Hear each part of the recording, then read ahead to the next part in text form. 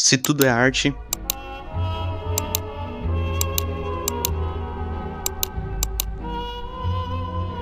então nada é arte.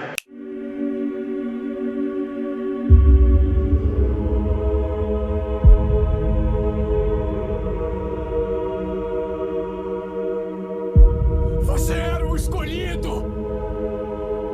Foi dito que você iria destruir os Sith, não se unir a eles!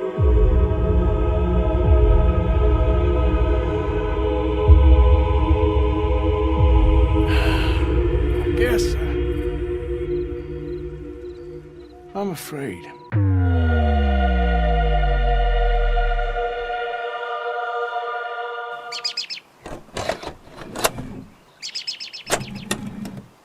Vivemos em um tempo onde a arte foi totalmente banalizada.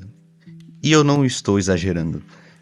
Basta você dar uma pequena olhada no cenário cinematográfico, de literatura, música e arte contemporânea em geral. Está uma bagunça. Fato é que hoje em dia a arte se tornou mais um produto do que algo para fazer as pessoas sentirem coisas, para as pessoas elas pensarem de uma forma diferente. Enquanto o propósito de ganhar dinheiro em cima se tornou o principal da arte. Um exemplo que eu já comentei no canal foi os livros de BookTokens, de romance. Não, eu não estou generalizando a comunidade BookTok, eu já falei isso.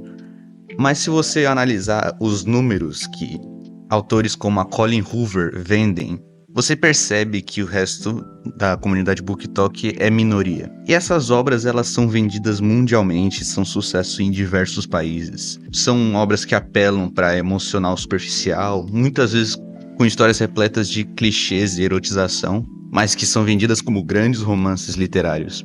Esses livros realmente eles trazem alguma coisa, uma experiência literária para as pessoas, ou eles só estão repetindo fórmulas que garantem vendas? Eu quero que você pense por um momento comigo. Você acha que isso contribui de alguma forma para as pessoas em si?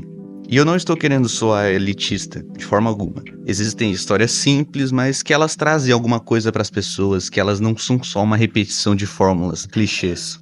E se você vier me dizer que essas obras elas são feitas para um público que não está acostumado a ler, elas são vazias e superficiais só porque elas são feitas para um público que não está acostumado a ler, que não tem o hábito da leitura, você está completamente errado. É a exata mesma situação de você dar só comida industrializada para uma pessoa e esperar que repentinamente ela comece a comer coisas saudáveis. Um cenário meio irreal, não acha? Verdade é que as pessoas que começam a ler livros de verdade, que não sejam só produtos comerciais para vender rápido, são minoria. E se você olhar para o lado do cinema, nós vemos uma indústria que está cheia de reboots, filmes fracos, feitos só para manter contrato, tentativas desesperadas para alcançar um sucesso que tiveram anteriormente. Se você olhar para o cenário da música mainstream, como por exemplo aqui no Brasil, gêneros como funk e sertanejo só seguem fórmulas padronizadas com letras totalmente descartáveis e um ciclo de obsolência planejado. Ou seja, eles são feitos para serem hits por algumas semanas e depois serem substituídos por outra música. Será que a arte, de fato, ela dura tão pouco tempo assim? Será que nós chegamos em um momento onde a arte ela só dura algumas semanas? Ou será que o que nós temos aqui não é arte de fato? E se você olhar também para outros ramos da arte, como esculturas, pinturas e instalações, não é muito diferente.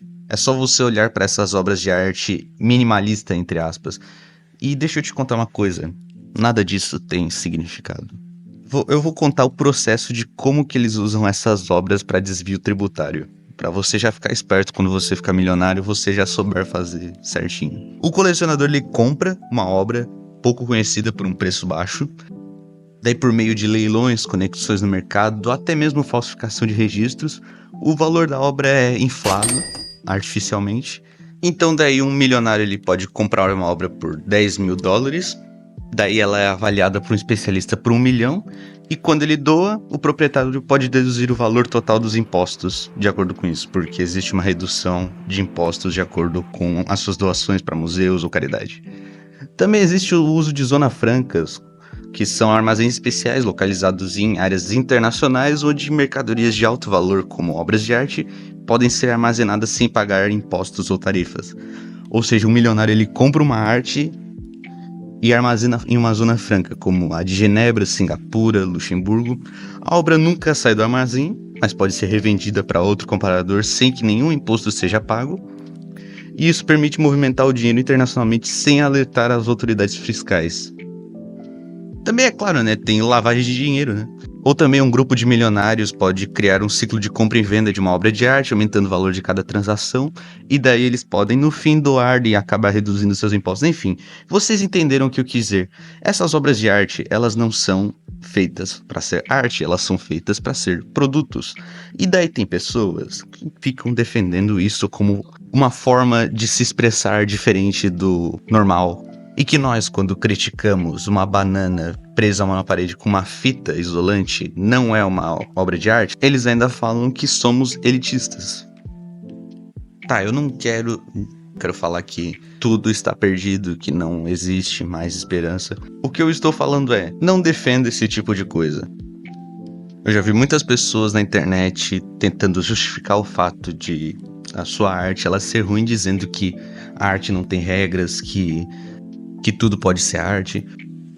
Isso é apenas desculpa para a pessoa ela não estudar o que ela está fazendo. Como no meu caso, histórias. Então deixa eu te dizer uma coisa, a arte tem sim suas regras. Mas primeiro você tem que entender a diferença entre uma regra universal e convenções culturais. Uma regra universal, ela existe por uma necessidade de uma comunicação clara de ideias.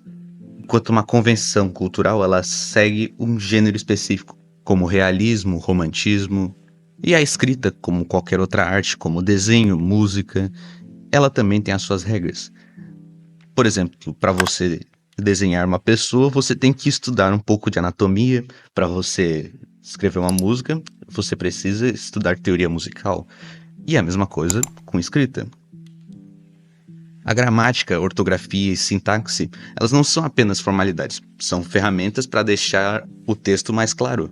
Eu realmente não entendo o que as pessoas pensam quando elas dizem, nossa, esse livro aqui ele é incrível, ele não usa pontuação, não usa acentuação, ele tá escrito todo errado, olha só que incrível. Poxa, o livro ele se vende só pelo fato de que ele não possui pontuação ou que ele não segue a gramática, certo? Por quê? Agora reflete por um tempinho assim.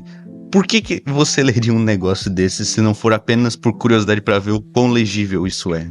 E as estruturas narrativas, mesmo as histórias que quebram cronologia, elas seguem uma lógica interna. Elas respeitam os princípios como causa e consequência. Então não adianta você, o escritor que escreve 120 palavras por dia, tira todas as suas referências de filmes, animes e séries, vai achar que você vai conseguir manipular as regras universais da escrita. Você tem que primeiro entender elas direito para que você possa quebrar as regras. Então, da próxima vez que você ouvir alguém falando que escrever não precisa de regras, apenas feche o vídeo imediatamente. Mas eu entendo um pouco desse sentimento revolucionário que alguns escritores têm de que eles estão sendo oprimidos pelas regras da escrita e que eles têm que se soltar. Mas, meu amigo, as regras elas são feitas para te guiar. Elas não são necessariamente uma prisão para você. Tanto é que você pode escrever o seu livro do jeito que você quiser, mas não garante que alguém vai querer ler ele de fato. Então, assim, quando eu dou dicas de escrita, quando eu falo, olha, não faça isso, tente fazer isso, eu estou falando isso porque nós tentamos escrever histórias para pessoas lerem. Se você quer escrever uma história só para você, que só você entende, que só você acha legal, fique à vontade. Bom, era isso que eu tinha para falar. Eu espero que vocês tenham entendido o que eu quis dizer. Continuem lendo, escrevendo e fiquem com Deus. Até.